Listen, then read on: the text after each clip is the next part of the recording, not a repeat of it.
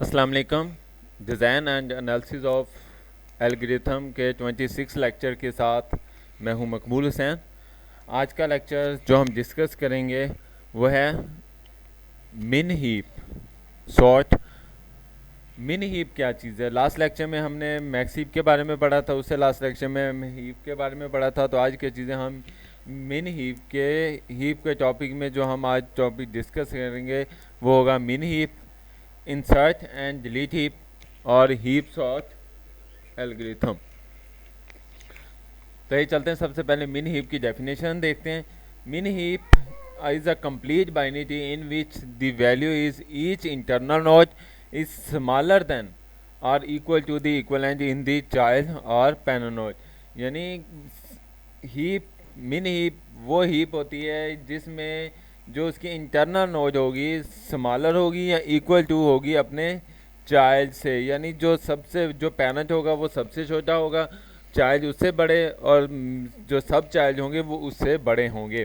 तो इसे क्या चीज़ें मिन हीप का नाम दिया जाता है। जिस तरह आपके सामने डायग्राम आपके सामने है, यानी जो 2 है वो सबसे छोटा है, 2 के जो चाइल्ड 4 और 7 हैं वो दोनों जो हैं वो अपने पेरेंट्स से ग्रेटर हैं।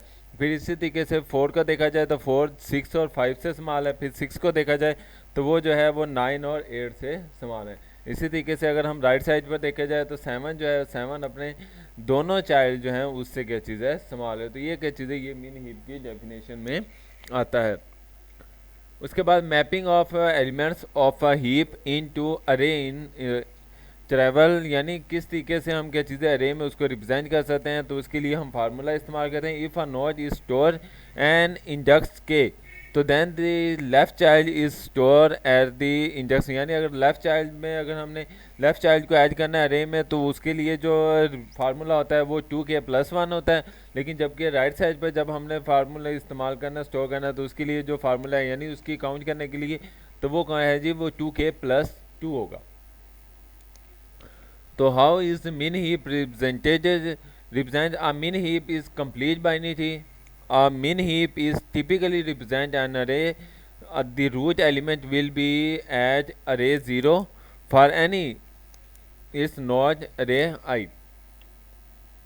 तो उसके लिए जो फार्मूला हम इस्तेमाल करेंगे अरे में अरे i-1 divided by 2 parent node के लिए, और लेफ़्ट चाइल्ड के लिए हम क्या इस्तेमाल करेंगे अरे 2 2 मल्टीप्लाई i+1।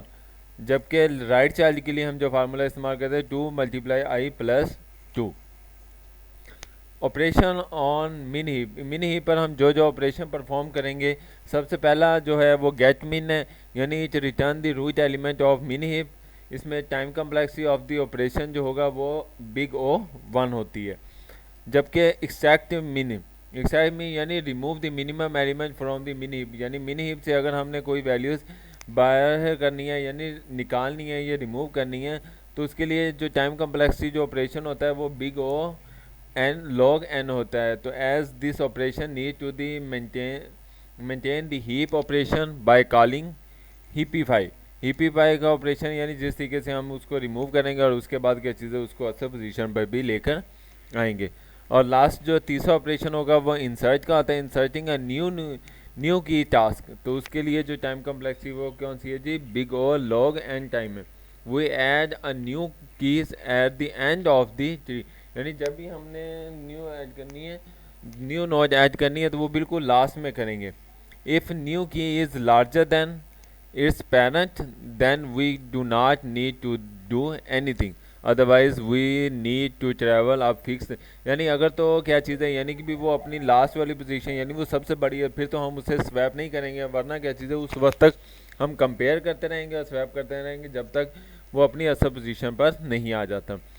तो हम एक एग्जांपल देखते हैं कि भी क्या ये मिनी हीप है। तो आपके सामने है जी, यानी 5 जो है वो सबसे स्मॉल है, 5 यानी पेरेंट अपने चाइल्ड से स्मॉल है, यानी 14 और 23 से। फिर 14 को देखा जाए तो वो अपने चाइल्ड से स्मॉल है, और अगर 32 का देखा जाए तो वो भी क्या चीज़ है अपने चाइल्ड से स्मॉल है। और इसी तरीके से अगर 41 का देखा जाए तो वो भी क्या चीज़ है 53 से स्मॉल है, और अगर 23 का देखा जाए तो वो भी क्या चीज़ है 87 और 90 से क्या चीज़ है स्मॉल है। ये क्या चीज़ है, ये मिन हीप की एग्जांपल है। इसी हीप को लेकर हम क्या चीज़ें यानी डायग्राम को लेकर आगे चलेंगे। इसमें हम इंसर्ट भी करेंगे, डिलीट भी करेंगे। तो इसमें क्या चीज़ है, इसलिए इसको अच्छे तरीके से यानी जहन में बिठा लेना, ताकि आपको क्या चीज़ें आगे इसी लेक्चर के आगे क्या चीज़ें जब हम डाटा को इंसर्ट करेंगे या डिलीट करेंगे तो आपको ईजिली समझ आ जाए। तो स्टोरेज ऑफ हीप यानी किस तरीके से हम हीप में डाटा को स्टोर करते हैं। तो use an array to hold the data, store the root in the position 1, यानी जो भी वैल्यू स्टोर करनी है यानी जो रूट नोड होगा वो पहली पोजीशन पर आएगा। We can not use index 0 for this implementation, यानी इसमें 0 को हम क्या चीज़ें नहीं लेंगे, हम 1 से स्टार्ट करेंगे वैल्यू को स्टोर करना। तो for any node in the position I, तो its left child if an array 2i, जबकि राइट चाइल्ड जो होगा 2i + 1 होगा, और जबकि पेरेंट जो होगा वो क्या चीज़ है i डिवाइडेड बाई 2 के हिसाब से हम क्या चीज़ें उसे स्टोर करेंगे। Storage the heap of the अरे, तो जिस तरीके से मैंने आपको एग्जांपल डायग्राम दिखाई थी ये वही डायग्राम है, और उसको फार्मूले के ज़रिए जब हम स्टोर करेंगे तो यानी 1 से शुरू करेंगे और क्या चीज़ें सोन यानी 1 2 3 4 5 6 7 8 9 एंड 10 तक।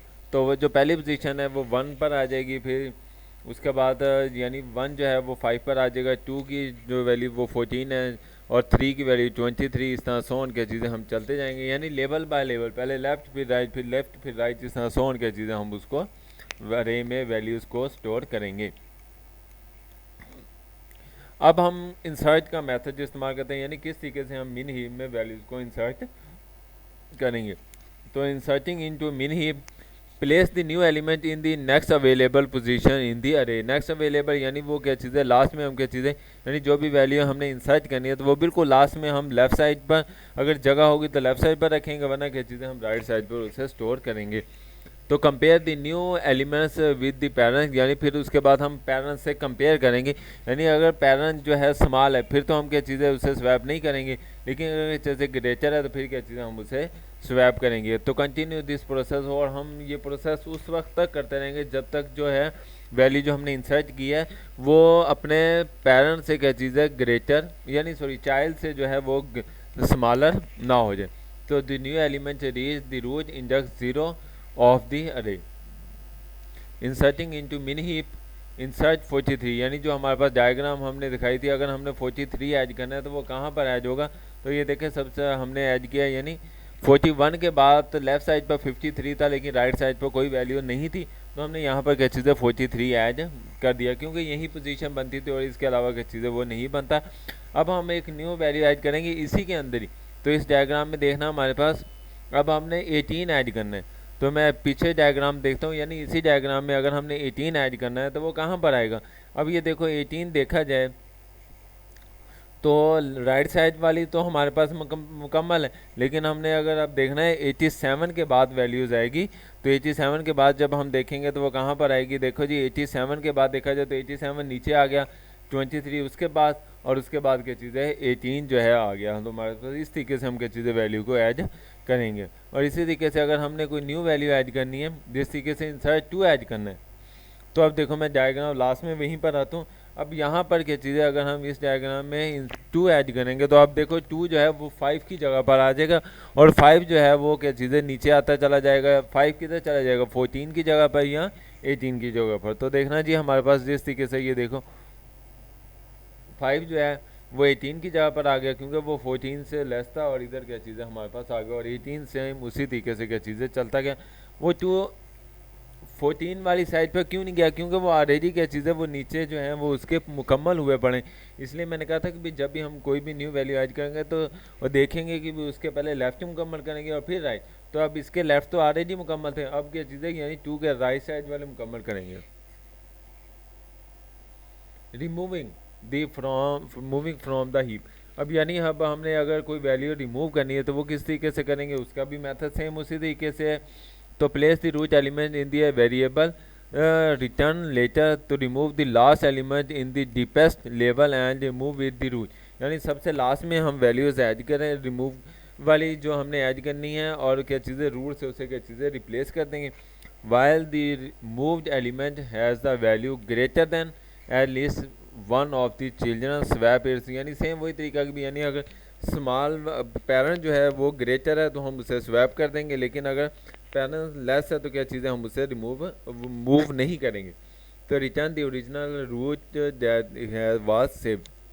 अब हम इसमें वही पुराने वाली डायग्राम में अगर हमने 5 को रिटर्न करना है, यानी क्या चीज़ें रिमूव करना था, तो क्या चीज़ें 5 जो है वो ख़त्म हो जाएगा, और जो 14 है वो क्या चीज़ है वो 5 की जगह पर आ जाएगा, और 5 क्या चीज़ है वो रिमूव हो गया वहाँ से।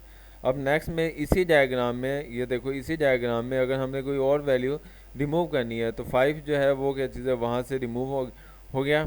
उसके बाद क्या चीज़ें हमने 14 जो है वो रिमूव करना है, तो वो इस तरीके से क्या चीज़ है 14 रिमूव हो जाएगा और 23 जो है वो ऊपर आ जाएगा। सेम इसी तरीके से एफिशिएंसी ऑफ हीप्स, तो assume the heap has n node, तो then the heap has log 2 n plus 1 level. तो इसमें इंसर्ट और रिमूव का जो फार्मूला लगेगा, यानी इंसर्ट में हम देखेंगे since the insert swap at the most one per level the order of the time complexity कितनी होगी, बिग और लॉग एन होगी। और रिमूव का देखा जाए तो सेम बेटा, since the remove swap at the most once per level the order of time complexity कितनी होगी, बिग ओ लॉग एन होगी। उम्मीद है आज का लेक्चर आपको समझ आया होगा। अगर किसी भी टॉपिक की समझ ना आई हो तो आप मुझसे डिस्कस कर सकते हैं, इस ईमेल पर कर सकते हैं क्या चीज़ें, और मेरे यूट्यूब चैनल पर भी आप क्या चीज़ें कमेंट्स करके आप मुझसे पूछ सकते हैं। अपना ख्याल रखिएगा। अल्लाह हाफिज़, फ़ी अमानिल्लाह।